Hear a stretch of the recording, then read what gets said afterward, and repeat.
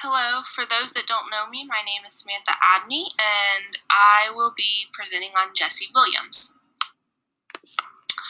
A little background on Jesse Williams was that he was born August 5th, 1981 in Chicago, Illinois. He was previously married to Erin Drake Lee, and they had 2 children together. He graduated from Temple University with a double major in African American Studies and Film and Media Arts. He was a former high school teacher, and he is also biracial. His father is African American, and his mom is white.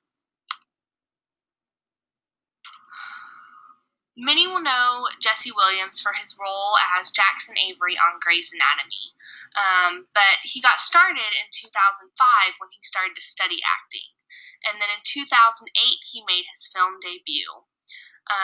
The reason that he got into acting was he wanted to be a part of the storytelling when it came to history. He didn't want to just teach it or learn it. He wanted to actually portray it on TV and on movies. He is very into history, and it was part of his studying when he was in college. He also uses a spotlight to raise issues of racial and social justice, which is why I picked him. As I stated in my discussion post, many of my students that I have underneath me are of a different race. And so I wanted to learn a little bit more about African Americans and the way that they view the world and the way that they see things. And so I believe that Jesse Williams does a good job of that.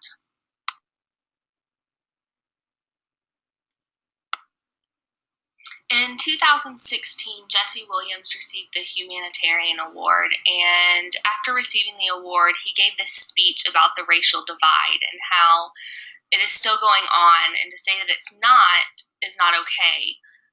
He started to talk about a young child, Tamir Rice, who was killed by a paid public servant at the age of 12, and how they did it on national television, and then they get to go home and make a sandwich while this young child's family mourns the loss of their young child. And then he also spoke directly to Black women who often feel ignored in mainstream space, promising that we can and will do better for you. And so throughout his whole speech, he brought to light the fact that there is still a racial divide in this world and how we can't go around saying that there's not. And then he just brought several good examples to show the racial divide that's still going on in this world.